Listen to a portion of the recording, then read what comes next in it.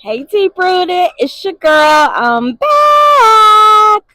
Okay, so you remember when I just told you that I was gonna come back and start talking about Revelations, right? This is our new series. So of course this is a series. I am gonna start at chapter 1 of Revelations. Okay, so you have to excuse my Bible because this is the New Living Translation. I have not yet gotten my new King James Version Bible. So, just bear with me, okay? So, let's go to Revelation. Look, I gotta put this up here first. The girl is very clumsy. See, look at it. I'm already clumsy. And before you know it, it'll be too late.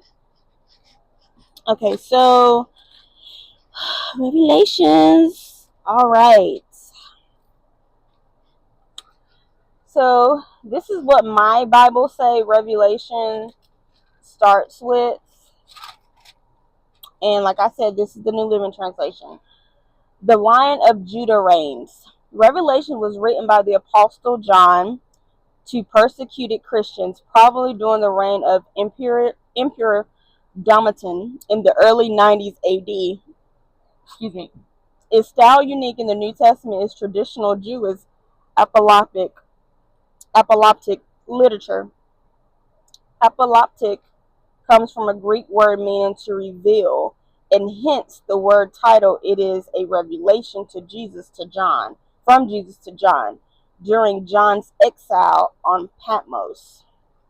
The nature of apocalyptic literature conveyed its message through well understood imagery, symbols, and numbers. This meant that those who understood it, the church, will get its message, while those who didn't, Rome, will be in the dark. The fact that these images were well understood means that Revelation was not written as a book waiting for 21st century Christians to find its hidden meaning. The meaning was plain to the original audience. Nevertheless, Revelation remains challenging, and we should approach it humbly and without ostracizing those challenging ostracizing those who interpret some points differently. Some believe it may simply concern the first century persecution of Christians and say nothing about future events. Others believe that it also contains detail of what will precede Christ's return. Whichever approach we take, the overall message of Revelation is simple. While things look very bleak, Jesus is still on the throne, ruling over all things. The dead in Christ are safe with him, and at the end, Christ will win and we will be with him forever. On earth and in heaven. Revelation has two sections. The first, chapter 1 through 3, is set on earth. John had a vision of Jesus. Chapter 1, verse 9 through 20, who gave him messages for 7 churches in Asia Minor, bringing both encouragement and challenge. The second, chapter 4 through 21, is set in heaven, where John is invited to see what must happen after this. Chapter 4, verse 1. It is a place of incredible worship with Jesus sitting on the throne. The revelation seeks to help John make sense of what was going on and when what would happen in the future, expressed through imagery of a scroll with 7 seals, even trumpets, chapter 8 through 11, and 7 bowls, chapter 15 through 16.